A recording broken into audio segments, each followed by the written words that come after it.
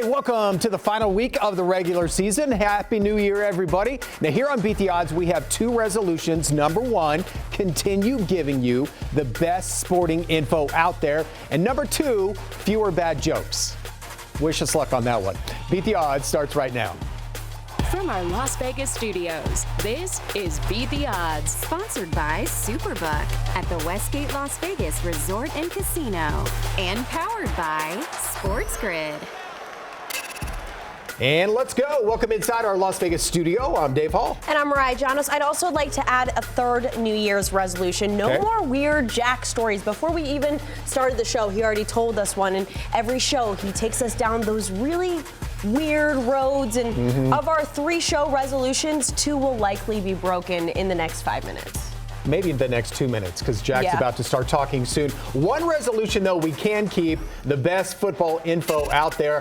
And coming up on today's show, Week 18, can be pretty tricky. Teddy and Jack will talk about the landmines and what to look for. Plus, of course, our player prop showdown and best bets. And I will be chatting with Brandon Marshall about the draft and whether or not current players care about their team's picks. And let's also say hello to SportsGrid.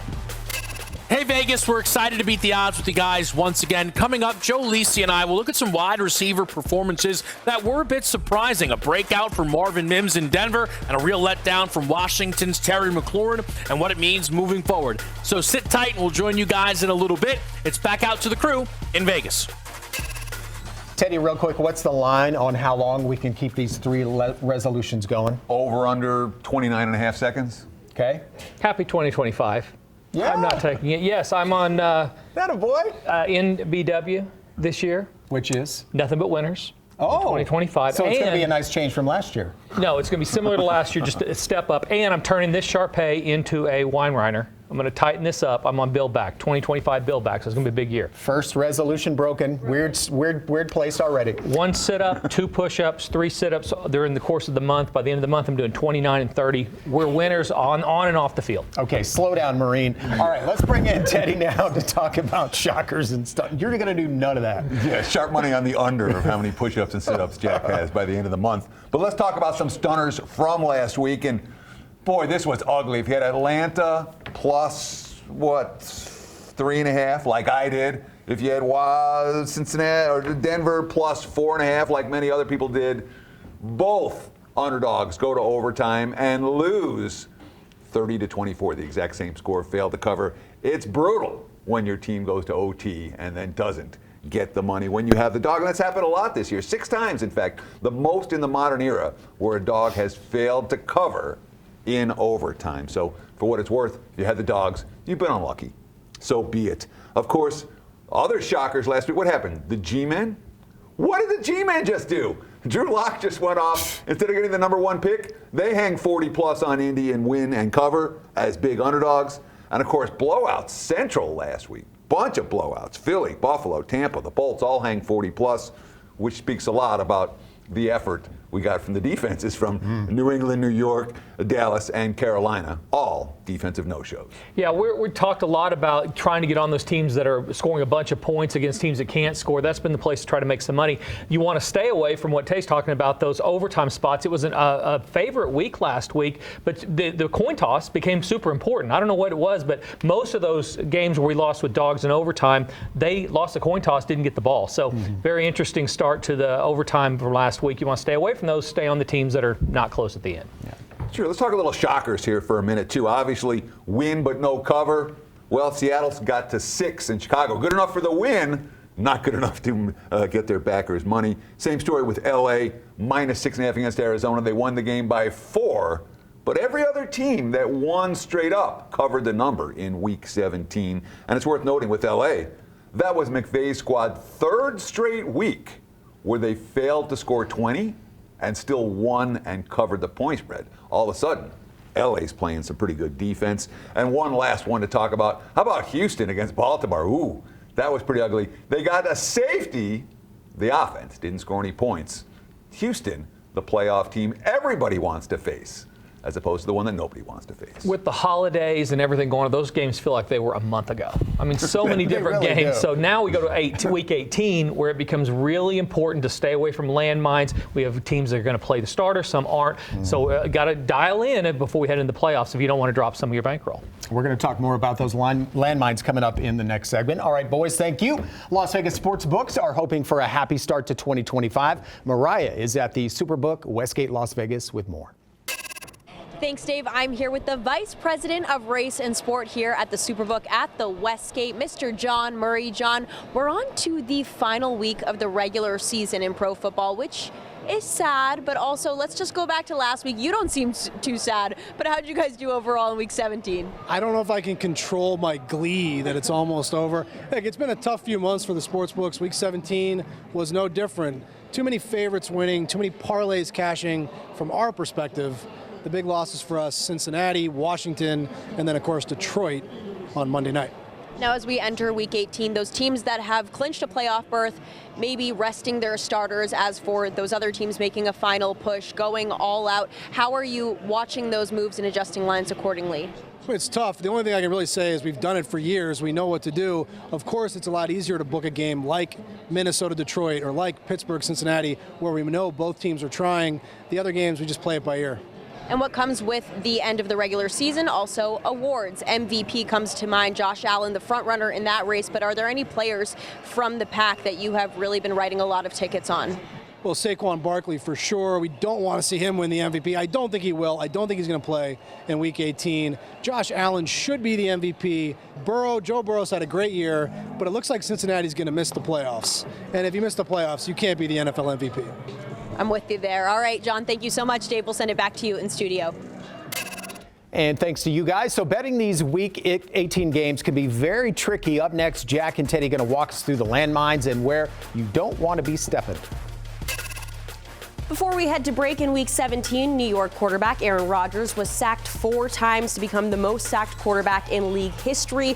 Which quarterback did he pass? The answer after the break. Beat the Odds is sponsored by Superbook Westgate Las Vegas and powered by Sports Grid. Welcome back. Before the break, we asked you in Week 17, New York quarterback Aaron Rodgers was sacked 4 times to become the most sacked quarterback in league history. Which quarterback did he pass? The answer, Tom Brady. He was sacked 565 times during his 23-year career. Aaron Rodgers has now passed that total with 568. Ooh. All right, it's time to welcome in our champ, Brandon Marshall. Final week of the regular season is here. Top of the draft order is going to be solidified with these last few games. You look at teams like Vegas and New York, who were the first and second pick projected. They decide that now is the time to win out of all the times in the season, dropping down to 4th and 8th, and looking at Vegas specifically, they move from second projected to 8th. If you're in that front office and a quarterback at that point is off the table, which is exactly what they need, what's your thought process? Are you trading up? Are you going for best available? Are you looking at other areas of need? Well, if you can't trade up, because, I mean, realistically, you would have to trade up to the top 4. You know, New England doesn't need a quarterback. You know, Cleveland just restructured Deshaun Watson, so they may or may not take one, but Tennessee definitely needs a quarterback, right? So, and New York needs one. So if you can't trade up to the top 4, then I think that you would just have to take best available, unless you try to reach for a project like a Jalen Milroe if he comes out, or a Dylan Gabriel. But at the end of the day, I think they shouldn't reach, because they've had a bad, just a horrible time picking quarterbacks and picking first-round picks, honestly, besides Brock Bowers as of late and Josh Jacobs. I think you just have to pick best available. Yeah, it's been a struggle. Now, as a player, if you're on one of those teams, obviously you're happy to get the win each week, but does the draft order come to mind at all once you've won a game down the stretch and now you're have a 4-win season as opposed to like a 3-win season? Nah, because look, man, players play. At the end of the day, players play. We're playing for, you know, our contracts, our families, our last names, whatever we have to do to play and to, you know, extend our career in the league. Now, once you're on the team and you're solidified, when the draft comes around, we're all paying attention. You know, I remember I was in Oakland, I was watching the draft and seeing who we're going to pick in 2019, but everybody was locked in because that player, that first-round pick, especially if you have a top 10 pick, can be a cornerstone for your team. So we're all locked in, but during the season, we don't really care about that because they might draft somebody to take your position anyway. That's what I was going to say. So if you see that your team takes a player and you don't like, have you seen guys be like, why did they pick him? Yeah, so for example, Shane Ray had 8 sacks in, I think, 2017, right, or 2016 or 17. The next year they drafted Bradley Chubb 5th overall. And I asked the coach, I said, hey, how come you guys drafted Bradley Chubb after Shane Ray had 8 sacks? He told him, he said, did you ever look at how he got those sacks? So everything matters. Even though the numbers were good, the film matters, right? So, he just took Shane Ray's position like that, and it was just unfortunate, but it happens all the time. Cutthroat. All right, Brandon, thank you so much. All right, Jack already blew our New Year's resolutions, per usual. Let's see if he can make up for it with some good betting advice. Yeah, what a tough time of year. We're pulling for losses when we should be pulling for wins. Let's see if we can keep the wins in the W column in these games. Go with some things like totals that we can rely on. So some teams, I've talked about this for a few weeks now, they're scoring against just about anybody. Others are not scoring against anybody. So the first one we'll look at are teams that are not going to score for a couple of different reasons. Chicago, that's been horrible offensively. Caleb Williams has not been able to move the ball, not been efficient at all. Chicago 9-1 to the under their last 10 road games. And when you match them up against a team like Green Bay, that going forward, they're not going to score in this spot, I don't think, for different reasons. They have got to be able to run the football as they head into the playoffs, to be able to stay ahead of the chains, play action. Jordan Love, totally different player when he can run the ball versus not. So emphasize the run, staying healthy. This game stays under. Green Bay shortening it for one reason, shortening the game for one reason. Chicago shortening it because they have no other alternative. Teams that are going to score, though, a little bit sneaky this week. Let's look at a team like Washington and Dallas, all right? Dallas, quietly, with their backup quarterback, has become the most efficient offense they've had this year over the last month or so. Last game, let's throw that out, but Dallas averaged about 25 points a game over the last month. They've quietly kind of gotten it together offensively. Washington, top 5 in total offense. Also, they have Zach Ertz on a bunch of different, I say they, Zach Ertz has a bunch of different incentives this week. He's really kind of exploded the last couple of weeks. Look for them to get him the ball, that offensive setup, I think, over the total with that Dallas-Washington game. All right, love the analysis. Teddy, week 18, always kind of wonky. You don't know who's playing and motivation and whatnot. What are some of the landmines you're looking at? Sure, Jack Smart talking about totals. I'm going to talk about sides. Let's take the under on how many times I say that over the course of a season. But, I mean, there are lots of games, like there are every week, that you can watch. In this particular week, there's definitely games that I wouldn't want to wager side or total. I mean, you want to bet Indy Jacksonville this week? I don't know who shows up in that game. Good luck with that. Washington, Dallas, similar story. Seattle, LA, Houston, Tennessee, the G-Men, Philly. There's a good handful of games where neither team is playing for anything. And that makes it difficult to get involved with. So that makes week 18 a discipline week. Much like the final week of the preseason, where you really want to find a handful of spots. You're not trying to pepper the board with wagers. One big difference, though, in the preseason, when the starters sit, you're talking about 90-man rosters, third, fourth stringers, guys who are going to practice squads, guys who will never have a uniform on again. When you're talking about the regular season week 18, well, the backups can play. And of course, let's remember, the M in must win stands for mediocre. The must win teams, there's always a premium you're being asked to lay with squads that have to win this week. Yeah, some of these, if you bet them, you have to watch them. That's no good, right? Let's find some good spots. That's incentive not to right there. Or switch it over to Murder, She Wrote. As with every week, some guys were awesome. Some guys left you saying, what just happened? Well, here is Sports Grid. Kevin Walsh and Joe Lisi here. We take a look at some of the standouts from this past weekend of action around the pro football landscape. And in Tampa Bay, it's a situation that sometimes I get angry about. Sometimes I find a little funny where everybody's like, hey, do you know who your best running back is? And then it's like, yeah, we figured it out. And then the season goes on. It's like, hey, you got to still give a little bit more to the other guy. Well, here we are. Bucky Irving is almost standalone style now in that Tampa Bay backfield, and the results were incredible. I know the Carolina defense doesn't offer a lot of resistance, but 20 attempts, 113 on the ground, just 4 receptions. Yeah, that's all we need. 77 yards receiving.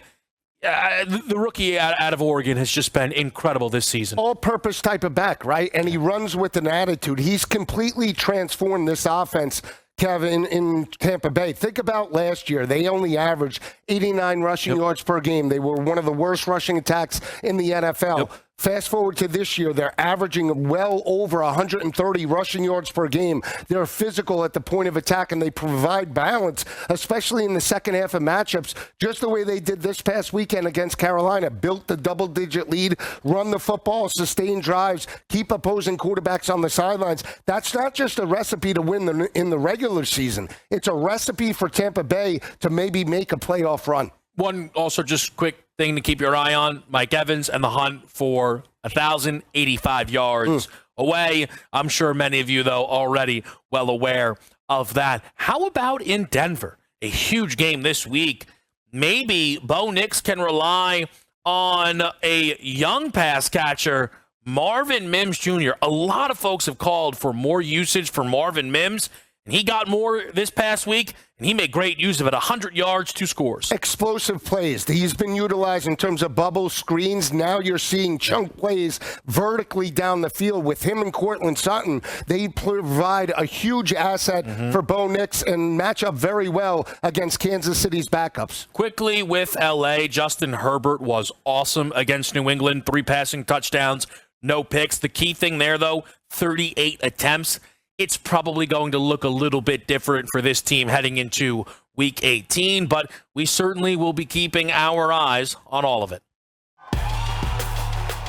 You're watching Beat the Odds, Sponsored by Superbook at the Westgate Las Vegas Resort and Casino. And powered by SportsGrid. Check out this beautiful drone video of Las Vegas, our home for Beat the Odds. Scan that QR code. It's our website, beattheoddstv.com. Now it's send it back to our buddies at SportsGrid. Kevin Walsh and Joe Lisi here. We take a look at some of your Sunday performers who left us wanting more, and I think you go to the big game between Green Bay and Minnesota. Jordan Love, Green Bay's quarterback, one of his worst games of the season, Joe. How much of it was on him? Maybe how much of it was on the play calling? I put a lot of it on the play calling. You look at how much they utilized Josh Jacobs in terms of that loss this past weekend, 17 carries, 57 yards. They tried to run the football early and often, and it wasn't before they fell behind by 17 points that Jordan Love got consistency in terms of the passing attack. First time they played, Kev, this was the same MO. They fell behind 28-0 to Minnesota. Jordan Love did throw for 389 yards, but much of it was in the fourth quarter. I think Jordan Love moving forward does progress in terms of the passing attack. They're going to need a much better effort throughout the playoffs. Weirdly, maybe suggests they don't know their identity, which one, we're late in the season, or maybe they do know their identity, and it's Josh Jacobs, and that's probably the wrong one. On the other side of the field, Minnesota knows their identity, and it's the great defense led by their coordinator in Brian Flores, and letting Sam Darnold do his thing. That did mean we didn't get a lot out of Aaron Jones. Now, he was a little banged up, but with a big game waiting in Week 18, do you expect more out of Minnesota's RB? Absolutely. Not just running the football, but coming out of the backfield in terms of the screen game, short to intermediate passes. You look at the first matchup against Green Bay earlier in the year. He had 92 yards and a touchdown on the ground. This past weekend, limited in terms of the big matchup against Detroit. He's going to have a huge performance, about 20 touches on the ground, through the air, and maybe 120 total yards. Quickly, Joe, Terry McLaurin of Washington, a great win for that football team. But 1 catch, 5 yards, 7 targets. Not the first time this season we've seen a performance like that. And it's because Jaden Daniels is taking games over with his legs. He sort of misses out in terms of his number one target. In a playoff type of situation, Terry McLaurin needs to step up and be the number one option in the passing attack. I think the reality is Terry is very good. He's not Chase. He's not Jefferson. No. He's not A.J. Brown. He's not that level ultimately, and it breeds sometimes results like that. All things, though, we will be keeping our eye on moving forward. Okay, now the most intense segment in sports betting TV, Ted against Jack, our player prop showdown. Today, you guys are debating Sam Darnold. Absolutely. Let's talk Sam Darnold over 1.5 touchdowns. Now, Jack, I'm ripping you off on this because you have to lay a price with Sam Darnold. It's -$2. That being said, Sam Darnold's going over this number. He's gone over the number 6 times in the last 7 games. He's facing a Detroit defense that isn't stopping anyone. They've been giving up passing yards and touchdowns in bunches. And the game plan's simple when you play Detroit. You know you have to score. You know they're going to score. Darnold over 1.5 TD. So what? Minus 220. We couldn't get a bet on whether both teams would have a first down or not. I mean, it seems like I'm really getting some juice there. I think the Sports Grid guys and I are both on the same page. Aaron Jones running the football keeps the passing touchdowns down. Let's go under the total. Take a flyer at plus 2-1. All right, so you guys were pretty good in 2024, so don't screw it up in 2025, okay? Their best bets are coming up next. Stick around for that. All right, welcome back. Let's wrap our first show of 2025 in style. After a slow start, mostly you, Jack, you guys both finished strong. Rolling into the new year, yeah. Yeah, and we need to keep at least one of the 3 resolutions. The other 2, they're already done. So, Teddy, let's try to at least keep the winning ways going. Sure. I like my resolutions to last longer than one show. That being said, let's talk best bet for Week 18. I like Arizona minus the points against San Fran. This really feels like a no-show game for San Fran. They gave everything they had on Monday night. Now they're on a short week with travel. I don't feel it from San Fran at all. And, of course, they're riddled with injuries. You know, Josh Dobbs at QB. The offensive line is the holes all over the place. There are issues for San Fran this week. Arizona played far better last week against L.A. than the final score would indicate. Kyler Murray threw for more than 300 yards, and they have extra rest here. I think it matters. Arizona minus the points. NBW in 2025. Nothing but winner starts right here. Let's see if we can get it. No scoring. Las Vegas against LA. You have different reasons here. You have Harbaugh that's going to want to basically do what he likes to do, which is keep totals down. They were an under machine for the first part of the year. Lots of running the football, controlling time possession. Las Vegas, as I know Vegas fans know, they can't score against anybody, only averaging 16 points a game in recent games, and they can't stop the run. So LA runs it. Las Vegas can't stop it. Game shortened. Let's go into the total. Did Santa get you new glasses for Christmas? Yeah, I broke the other ones in a fit of rage, and these are the new ones. So. Holy smokes! How you like? You're looking good. See. Oh, it's a school. Yeah. Woo. All right. Well, things I could say. Hopefully we see some winners. We'll see you next week.